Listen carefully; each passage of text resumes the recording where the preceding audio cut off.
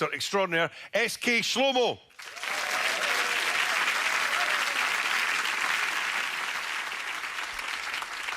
Something we touched on when we spoke earlier on, but we didn't perhaps go into too much details, is the two shows that you're doing, one that we talked about, but also the one for the younger members of the family. Tell us about that. What do you do there? So the show's called Shlomo's Beatbox Adventure for Kids. And basically, what happened was, as I grew up, a lot of my audience grew up as well, and they can't necessarily come out raving, so they want to come and see something with their children. And it's like, yeah, I wanted to make a show that would kind of inspire kids to learn music, but without kind of ramming it down their throat. So yeah, like I said, it's really passionate, and it's really fun, and it's very silly.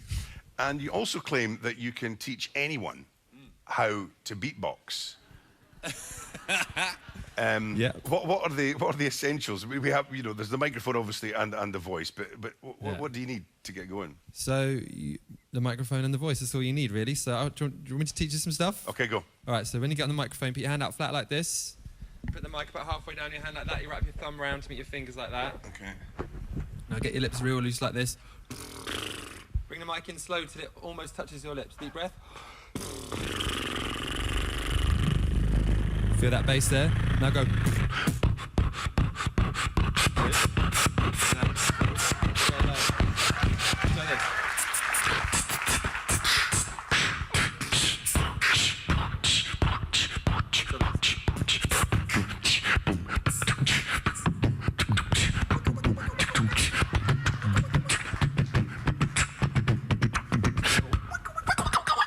That's enough. I think that's probably Yes, Grant.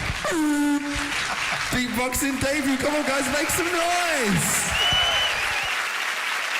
I think it's safe to say I won't be doing any one-man beatboxing show anytime soon. Just a reminder that SK Shlomo's show Surrender continues at Underbelly until the 23rd of August, and his beatbox adventure for kids is on at Underbelly's Ermintrude venue until the 18th. That's almost it for tonight. Next time, Janice will be here with comedian Adam Kay and Michelle and Max, son of Mel Brooks, talking about the intriguingly titled play Hitler's Tasters. Join Janice for that on Tuesday. We'll leave you tonight with SK Shlomo and Bellydancer. You guys still good out there? You okay? Cool. So, as I mentioned earlier, I've been doing these kind of musical things for a long, long time, and I mentioned about how I got a drum kit when I was 8, but the truth is, it goes much earlier than that. I've always been obsessed with music and rhythm and showing off to the point where my mum says she has video footage of me, aged 3 years old, belly dancing at my grandmother's party. I can explain. When I was a kid, there was quite a big Iraqi Jewish community based in North London, and my Nana, she used to host these huge parties. Nana, she's about this tall, her real name's Julie, and if you ever hear this sound, you know it's going to be a very good night. That's Nana. She's kind of intense, which is why you should meet the antidote. My grandpa over here, Grandpa Josh, is the most chilled out human being you'll ever meet. He just sits here in his chair for hours at a time, radiating happiness and clicking on his worry beads. If you don't know what that is, the worry beads is like a string of beads that old Middle Eastern men have to alleviate their stresses about the camels or whatever.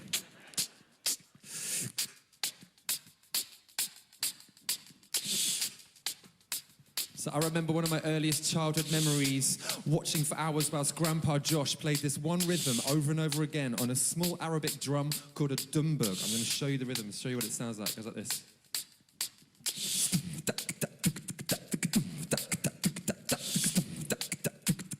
Okay, so Nana's parties, we'd always get there first, and you know something's gonna happen because all the chairs are laid out around the outside of the room, and the moment you cross the threshold, you can smell the food. Oh my gosh, guys, the Arabic food is to die for. And then your aunties start arriving. For some reason, there are hundreds of these ancient old women who call themselves your auntie, and every single one of them wants to pinch your cheeks as hard as she can and tell you that you're the most beautiful human being who ever lived, which after a while you can start to believe.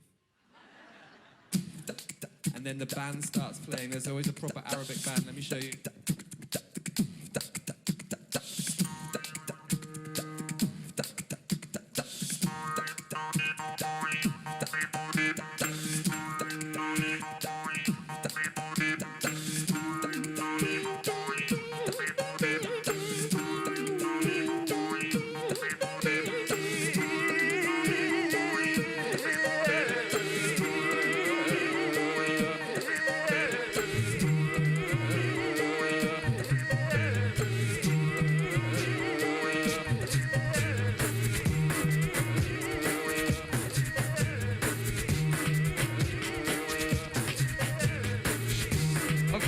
So Nana, she puts herself in charge of making sure everyone's having a good time. Every single person has to be laughing, joking, drinking, and clapping their hands.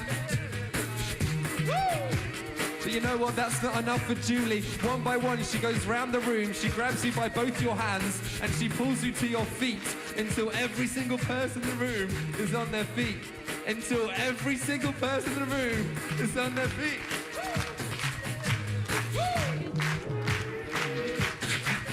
So guys, here's me, right? 3 years old, surrounded by aunties, when all of a sudden, out comes the dancer. Professional belly dancer, all the way from Egypt or somewhere. And guess who she wants to dance with? She wants to dance with me. My aunties are going, dance, darling, like something possessed. Man, which 3-year-old wouldn't do it?